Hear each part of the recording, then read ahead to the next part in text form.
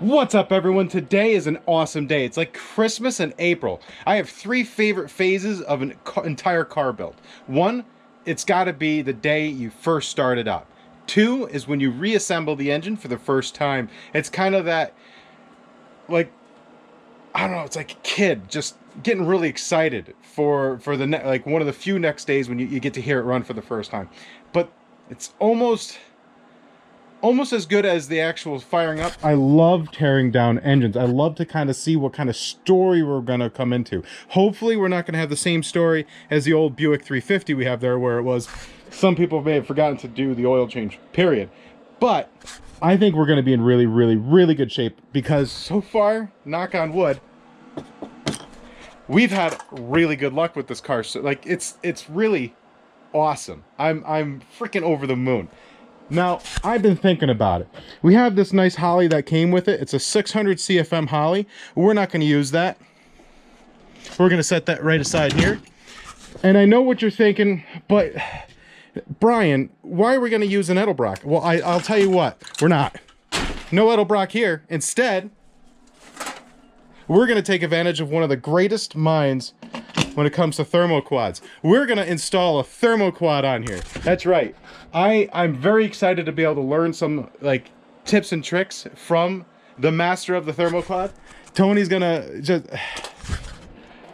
I'm excited about that. It's definitely gonna be a thermoquad. So one, it kind of gives it the old Mopar look. Two, it's 800, it's like 750 to 850 CFM. I've looked all over the internet. I got numbers all over the place, but I believe this model right here is closer to the 850. So this thing can really go. And like Uncle Tony said, a properly rebuilt one of these things, as long as you don't torque it down and crack it, everything. I know they're called the Thermobog, but if you put it together correctly, you don't have to worry about that. And boy, I think with the old V, it's just gonna really have that old Mopar feel, and I'm really digging that. So no, we're not going to use the Edelbrock. No, we're not going to use the Holly. We are going to use the Thermoquad. I have to rebuild that one. That one actually came off my 81 Dodge Ram. But before we can even get to that point, before we can bring it down to Tony, we have to tear this down and see what we have to work with. Now, that's going to be the big determining feature and how we're going to proceed. So let's go ahead without more talking and start digging this thing apart.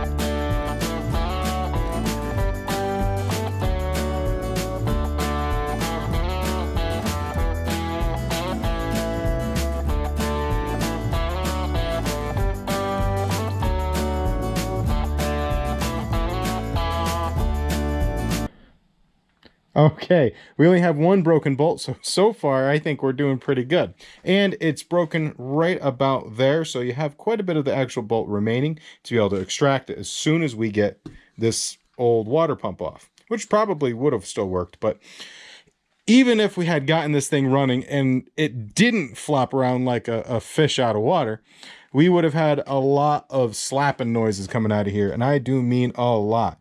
We have quite a bit of movement right here. We have quite a bit of even more movement out of this one. I mean, that's moving a good quarter of an inch. This one is just as bad as the last one. And I think those are the ones that are totally shot. But we're going to get a fairly wild cam in here. And we're still going to keep as low budget as possible. I've looked around for a few different ones. We're still going to be pretty low on this thing. And I got to tell you, whew, she is rough.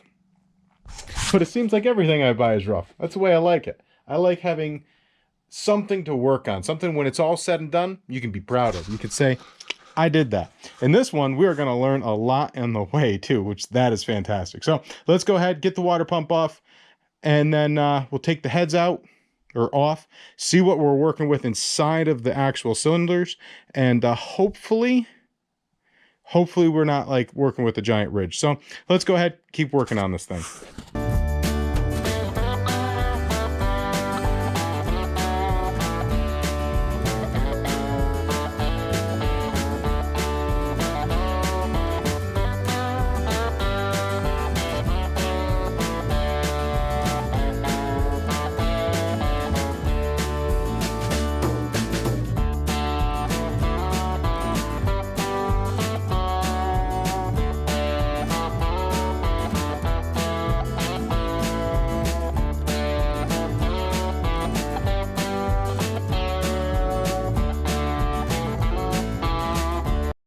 So the method to my madness here is really just to make this thing go through a bit of heat cycling. And she is hot. Matter of fact, if I tap her, she has a little bit of those yellow flakes coming off. But I also put some oil, pretty lightweight oil, just regular oil. I don't use penetrant oil. Well, I would, but I couldn't find it. So I just used oil, which is generally how things go because I can never find my penetrant oil. And I know it's because my garage is a mess, but you know, it works. So what we're doing is we're just trying to get this thing to heat cycle enough so it breaks free from this casting. Now, as far as the nut goes, it's totally obliterated. That's fine. I really wasn't planning on using it anyways. I was either going to use a pair of vice grips or probably actually my pipe wrench. Hopefully the nut and the welds hold. Ultimately, what I really did was just slagged it right in there. So as long as she stays attached to that, well, now as a stud, she'll come out. She should at least. Or she'll break off. I guess we'll find out in 2 seconds. Actually, we should let this cool down a little bit more. So it really comes down to just heat cycling it. I might just blow some more welds on here just to heat it up a few more times. It works just as well as taking an acetylene torch or something like that, and not an oxyacetylene torch. Yeah, that would work really well. It'd come right out. No. A propane torch, not a matte gas torch, just a propane. Go back and forth until eventually she breaks free. But I guess you could use an oxyacetylene torch. I'll take that right out. I don't recommend that. So yeah, we'll let her cool down a little bit, and we'll hit her with a couple more welds and put a pipe wrench on it and just yank it off. As far as it goes, I was hoping to be able to reuse this timing cover. I don't see why we couldn't, but you know, one step at a time. Once I get that bolt out, it's just because that will bug the heck out of me, and I'll probably catch myself just like I've been catching myself on that. So I want to get that out of there, and then we'll go ahead and start disassembling the heads.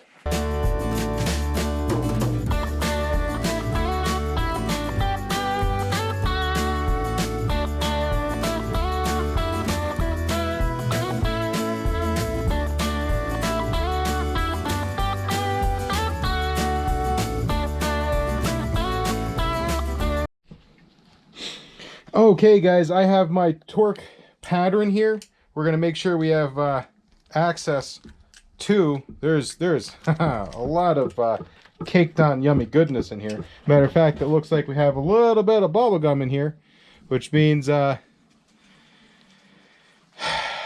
means we would have been building this engine over anyways. So we're very lucky that our next trip on this thing's journey is going to be down to Uncle Tony's garage. But we're going to start just shy of a quarter turn on each one of these. Wow. That one's right snorked down. I don't know if the rest of them were really where they were supposed to be. But yeah, we got quite a bit of caked in grime, which seems to be an ongoing pattern for the cars I buy, which just to me means people need to do oil changes a bit more than they think they need to, because wow, that spring is loose.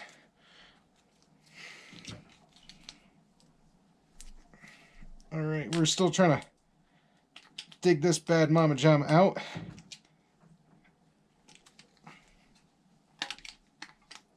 I should be wearing safety glasses with this schmoo. Wow, she's really like cooked right in there. Set that down right there. All right, so now we're going to this one right here. Then this one. Remember, quarter turn. Then we're going to this one. Then this one.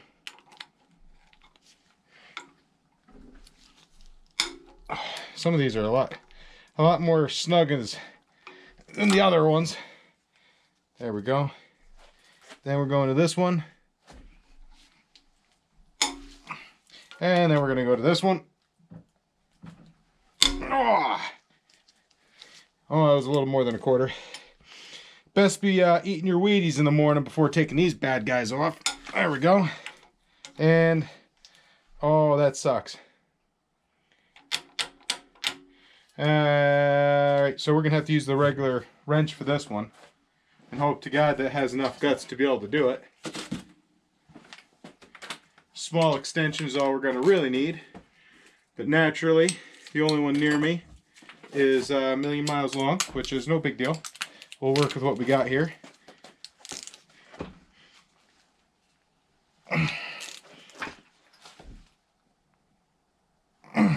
Oh boy.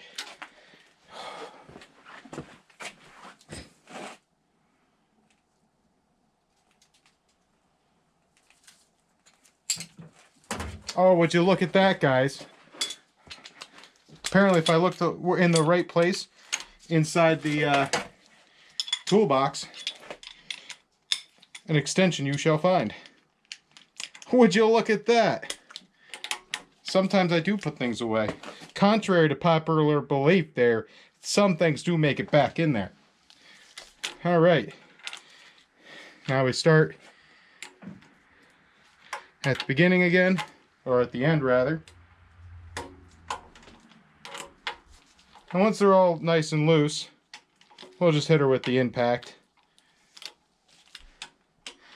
I mean, you probably could have used an impact in the first place, but my impact is really doesn't have enough guts to do that. So everything else is really loose except for number one. She's in there pretty good. All right. Now we'll see if this old impact can do the trick here. Now, no matter how budget I go, I never reuse these. So you brave souls out there that do, more power to you. But I mean, I'm not gonna, I normally would put studs in this, but I mean, we're not looking for, you know, 500 or 600 horsepower. I'll be happy at a closer to, I don't know, 350-ish. So, which that in its own right is quite an achievement for, oh no, 318. So,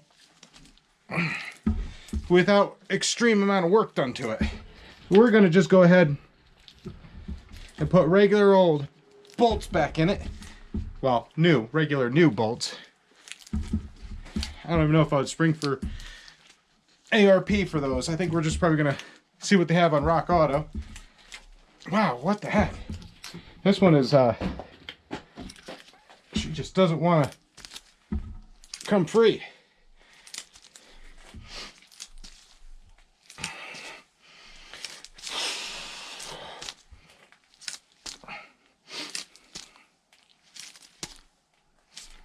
See if the impact will pull it out now. Oh, that's pretty freaking crazy, guys.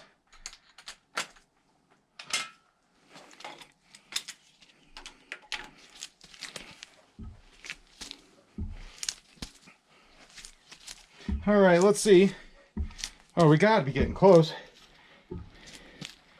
Maybe. I could put the bigger torque gun on it, but I just soon get my workout for the day, keep my figure. You know, I keep telling people that round is a shape, so I'm still in shape, just not the shape they want me to be in. My doctor told me I'm obese. I said he mispronounced it. I said I'm a beast. He was not amused. I was. Jeez. Is this 1,000,000 miles long, guys? Are we free? Are we free to move around the cabin? What the good Lord is going on? There can't be that many threads on there. Jeez. Set that down over there. Yeah, I think we're just stuck in some schmoo there. We're going to go ahead, I'll get rid of that gasket. Find my cool leather mallet. And we're going to set this aside. Like so. Oh boy. I don't want to drop it there. Hold on a second. There we go. And then we're just going to give her the old tippity tap tap. And then take all our loose bolts out. Not concerned about where they're going because no one needs old head bolts like you need an old friend that's taking all your money. So what you do with those, right into the scrap bolt box, and you give her the old tried and true tap.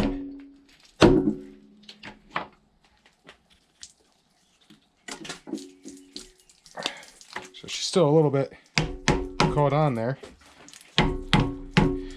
So let's go ahead and set the tools off to the side.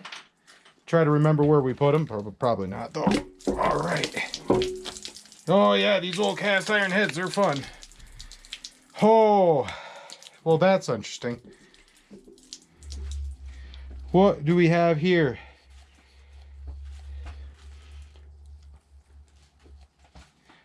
We have a rusted bore. That was, I mean, I'm assuming this water was just added into that, but this is completely rusted. Oh yeah. She's got quite the ridge, guys. Quite the ridge. We'll take this old gasket out.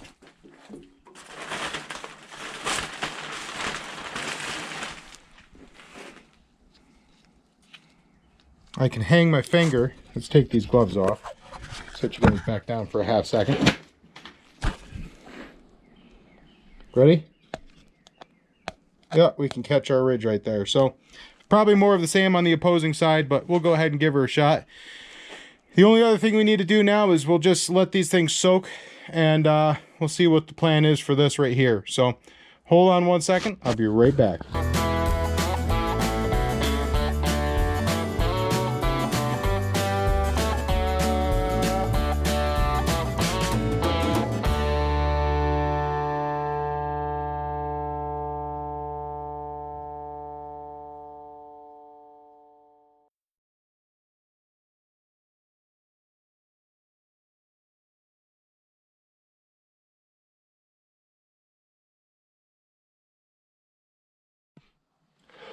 Well, guys, I would say that this old girl was pretty tired.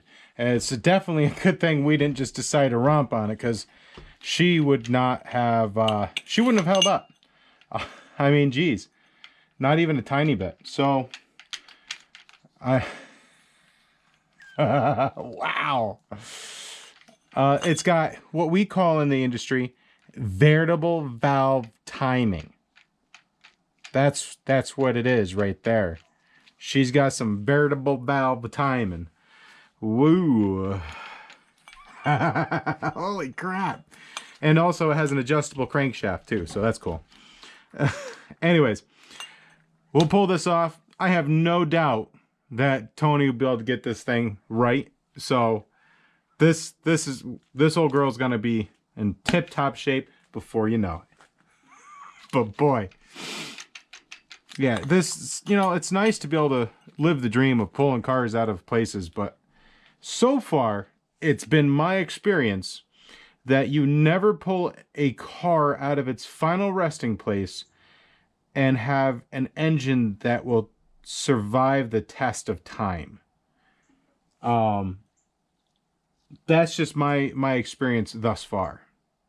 But I guess we'll find out. Next thing we're going to do is the inside, ooh, there we go. The inside of the oil pan. See what kind of story that tells us right here. Scooch down there. Well, it's the first car I've pulled out in a while that didn't have chunks in it. So, I mean, there is that. I mean, there's some gasket material from when I just pulled it apart, but nothing a good deep clean can't fix. And there's a little bit of denting in the oil pan. I'm not too overly concerned about it. It doesn't seem like it's affecting anything, so we'll just reuse this oil pan. We'll clean it up nicely though, so it's not totally grimy and gross to work with. So tomorrow, I think most of the day is going to be cleaning as many parts as I possibly can. Also, dismantling. I'm getting oil flung everywhere because I talk with my hands. Tomorrow we'll be dismantling the heads, and we'll find out exactly what we have as far as heads wise. But for now, let's see if we can't take this crankshaft out and the timing. Also, I think it's time for a new pair of gloves. There we go.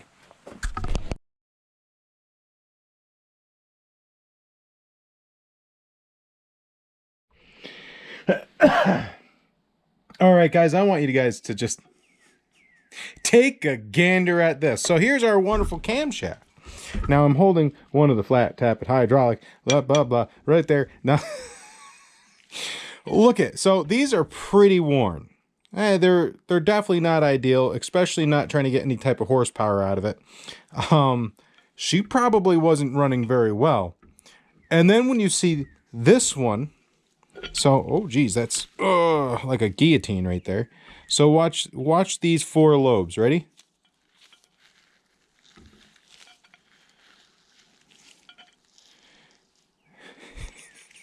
This is rounded off. Something fierce. This thing must have clattered like a bastard. Off it goes. We won't have to worry about that one ever again. Holy cow. All right, so next we need to flip this over and get the crankshaft out and see what we're working with down there. I originally thought that this was 130,000 miles and on its second time around, but boy, I don't know. That was pretty bad. So anyways, let's flip it over and see what we have underneath.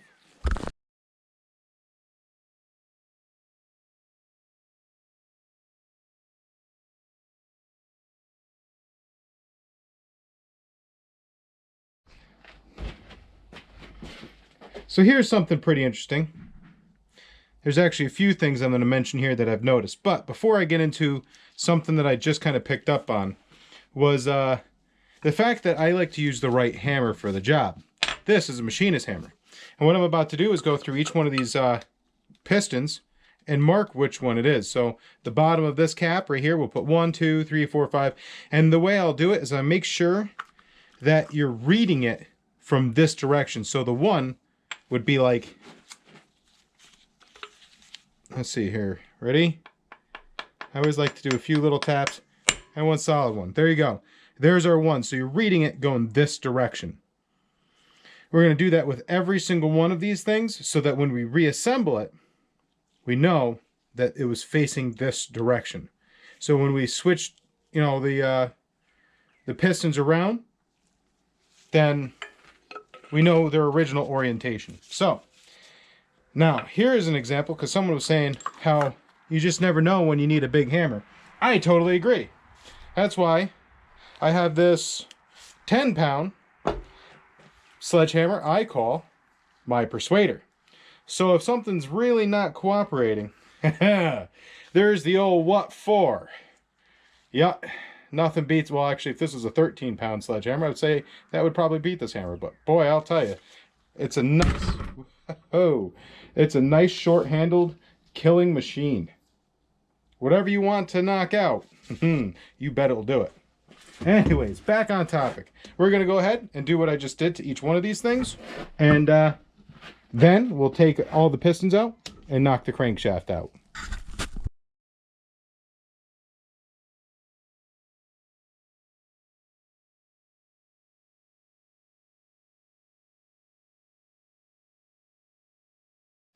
So I wanted to quickly just run over something with you guys.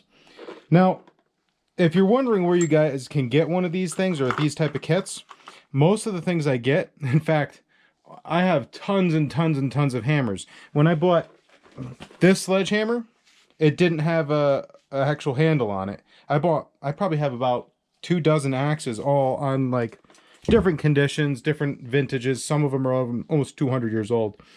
And I love to collect tools. And the way I can afford to collect tools, I know a lot of people, I had a few people say that I should buy Snap-on stuff.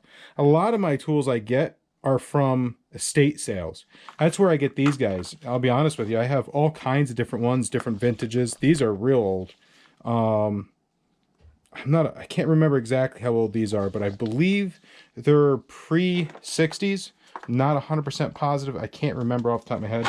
But I even have letters. So if you're looking for this type of stuff and you're trying to, expand a collection, I used to have a top for this one. I did lose the tap on that, but I recommend going to estate sales and garage sales. You'll find all kinds of stuff. And at some point, someone had these and they no longer need them. And that's what I do. I just go around and get them. Because, got to save a buck here and there. That's the best way I find to do it. Anyways, enough of that. Let's go ahead and knock these pistons out and move on to the crankshaft.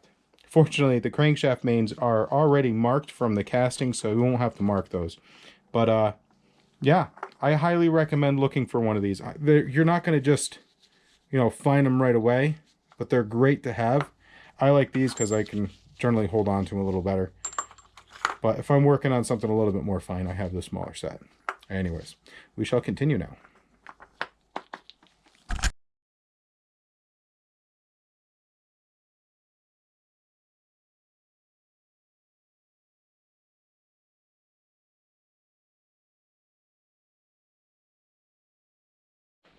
So here's a very good sign that someone was in here before.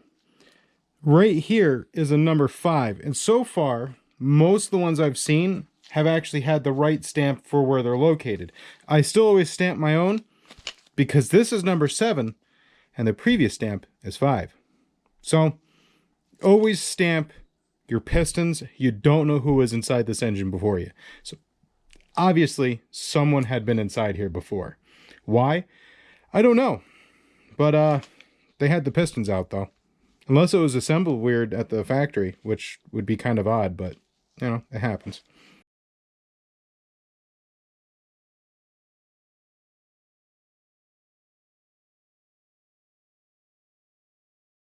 All right, real quick though, I have to recant my previous statement. This also has a marked 5 in it, so this is my first Mopar I'm rebuilding. Maybe that's a Mopar thing. I'm not 100% positive, but you guys can tell me why there's a 5 marked on the side where it separates the two. Maybe it's to mark what side is which, so you reassemble your pistons the right direction. And then the other thing I wanted to really kind of mention is don't throw away your hammer handles or your hatchet handles or anything like that in case you break them. The reason why I say that is, 1, you can always, whittle it down and fit it back inside, but 2, more importantly, they work really well for pushing pistons out. Don't get rid of them. Very useful tool.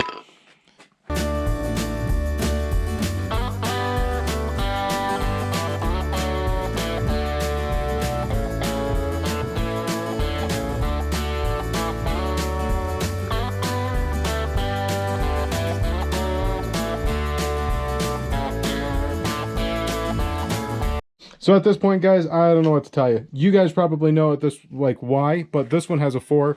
This one has a 3. This one was a 1 and a 2. This one was, so it's 1, 2, 3, 4, 5, 6, 5, 8. So they all have the right markings except for number 7 was labeled 5. So I don't know. Someone screwed up at the factory, I'm assuming. But let's continue getting this all together and then get this crankshaft out.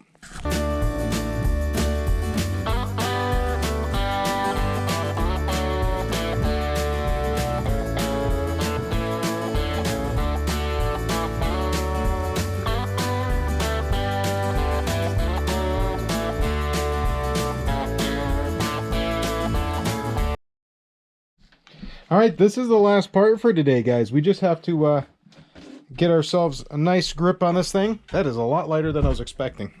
We'll scoot this to the side. We'll set her down. All right, guys, today was a very successful day. We pulled this thing down to pretty much everything except, I think there's a sensor, and we have the oil gear still in here, which we'll get that out later. But the cam bearings look great. We're going to replace all the bearings from below. The cam that we're getting comes with everything besides the cam bearings. It'll come with new push rods. It comes with everything. So the other issue is I don't think the rock arms are really that worn out, but I'll see what the cost are, or what the cost is for a new set of those. Oh yeah, so what I did over here was I put a piece of aluminum foil down. I wrote down what it is as I went so that I can throw it in my little tumbler, clean all the bolts. I'll leave them in there about 2 hours at a time, and they do a fantastic job, or it does a fantastic job. It's not as good as sandblasting, but my sandblaster just doesn't have the guts to be able to do it. So once it goes from there, it'll go into a Ziploc bag, and then we'll keep them all nice and cataloged. So when we get down to Uncle Tony's garage, we can reassemble the engine without having to figure out what bolt does what. Though I'm pretty sure that Uncle Tony could probably reassemble one of these things in his sleep. So I'm very happy. We have a lot of cleaning to do, and get the grime off, all that fun stuff. But other than that, we've had a very successful past 2 days. We got the engine out. We got the engine torn down. Oh, yeah. It's awesome, guys. Yeah. This thing's going to be cool.